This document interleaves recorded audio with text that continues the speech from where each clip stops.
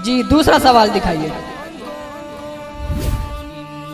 جی اوہو یہ کیا ہو گیا یہ آواز کہاں سے آ رہی ہے بھائی اچھا آپ رو رہے ہیں السلام علیکم ورحمۃ اللہ وبرکاتہ وعلیکم السلام ورحمۃ اللہ وبرکاتہ جی پیارے بھائی کیا ہوا آپ کو کیوں رو رہے ہیں میں نے اپنے دوستوں سے ملنا ہے پیارے بھائی ہمارے جامعۃ النور اسلامک سینٹر کا نیو سلسلہ ان میں ذہین کون کا آج فائنل چل رہا ہے یہاں آپ اپنے دوستوں سے نہیں مل سکتے میں نے اپنے دوست ہمارے دوست خان سے ملنا ہے مجھے سب لوگ تنگ کرتے ہیں کوئی گوڈو کہتا ہے کوئی بونا کہتا ہے کوئی چھوٹی دنیا کہتا ہے میں نے اپنے دوستوں سے ملنا ہے چلے روئے نہیں میں ان کو کال کرتا ہوں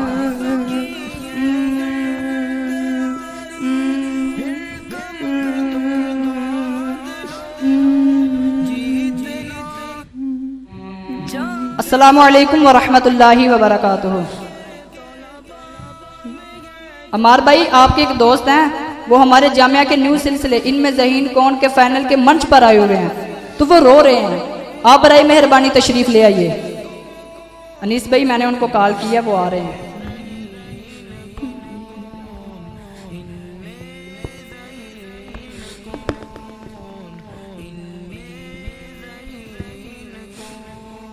السلام علیکم ورحمۃ اللہ وبرکاتہ وعلیکم السلام ورحمۃ اللہ وبرکاتہ جی انیس بھائی کیا ہوا آپ کو بھائی ہماری یہ بتائے کہ چھوٹے قد والے انسان نہیں ہوتے کیا چھوٹے قد والے انسان کو اللہ تعالیٰ نے پیدا نہیں کیا کیا چھوٹے قد ہونے میں ہمارا کیا قصور ہے ہم جیسے چھوٹے قد والوں کیوں لوگ تنگ کرتے ہیں گالیاں دیتے ہیں الٹا ناموں سے پکارتے ہیں اوہو انیس بھائی آپ تو واقعی بہت دکھی ہیں چلیں جو آپ کو تنگ کرتے ہیں ہم انہیں سمجھانے کی کوشش کرتے ہیں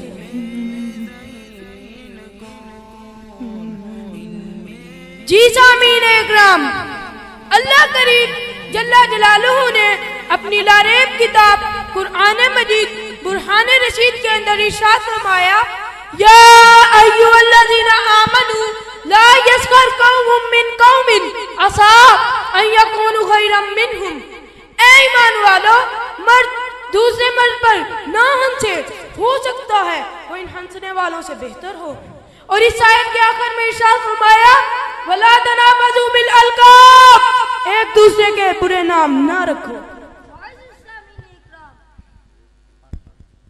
معزز سامعین اکرام جو لوگ معذور افراد نبینا گونگے بہرے اسی طرح چھوٹے قد والوں کو تنگ کرتے ہیں وہ یہ حدیث کریمہ کان کھول کر سن لیں سید عالم صلی اللہ علیہ وسلم نے ارشاد فرمایا من آذا مسلما فقد آذانی ومن آذانی فقد آذا اللہ فرمایا جو شخص کسی مسلمان کو تکلیف دے گویا کہ اس نے مجھے تکلیف دی اور ہاں جس نے مجھے تکلیف دی اس نے اللہ تعالیٰ کو تکلیف دی حضرت مولا علی پاک رضی اللہ تعالی عنہ سے روایت ہے آپ فرماتے ہیں کہ مصطفیٰ جان رحمت صلی اللہ علیہ وسلم نے ارشاد فرمایا لیسا منا من غصہ مسلما او درہ او ما کرہ فرمایا جو شخص کسی مسلمان کو تکلیف دے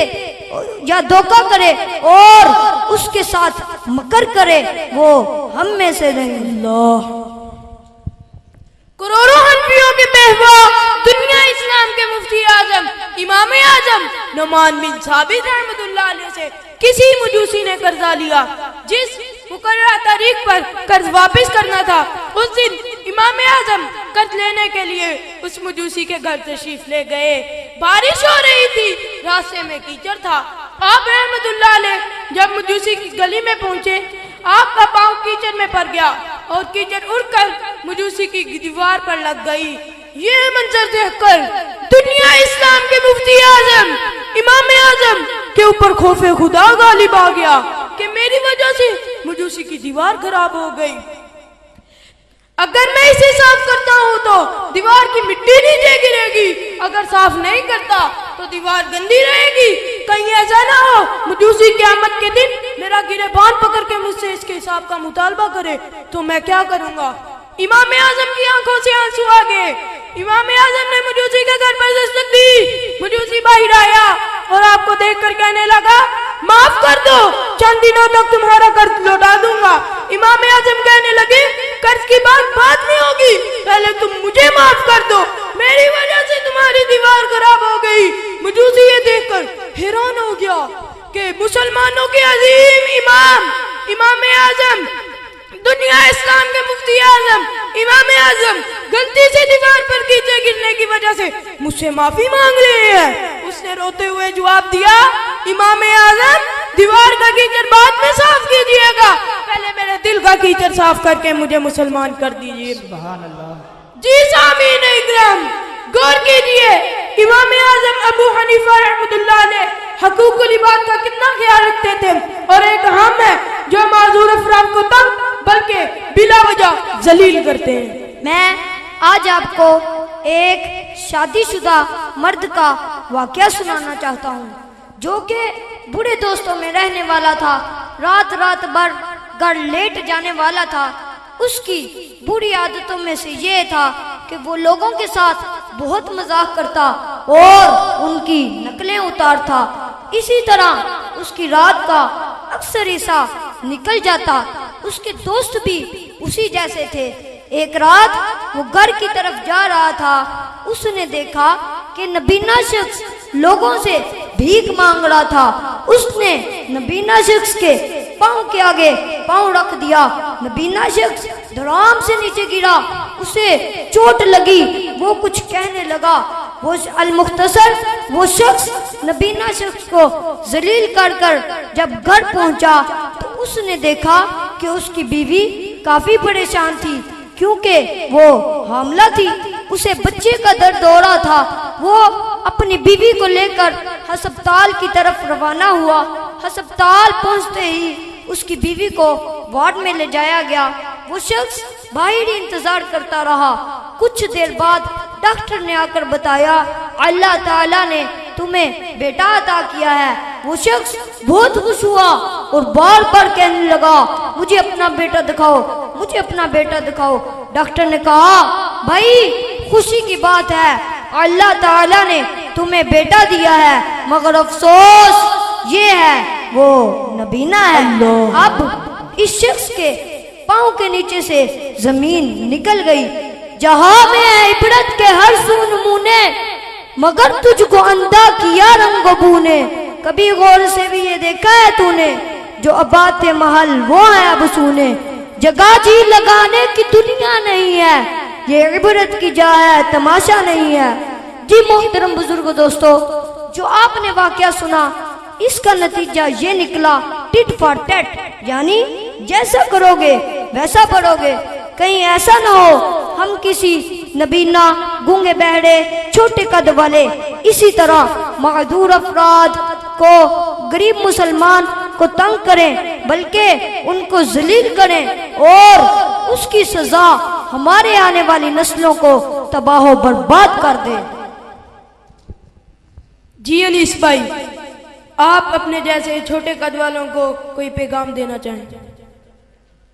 जी मैं अपने जैसे छोटे कद वालों को ये पैगाम देना चाहता हूँ, दिल छोटा ना करें कि हमारा कद छोटा है।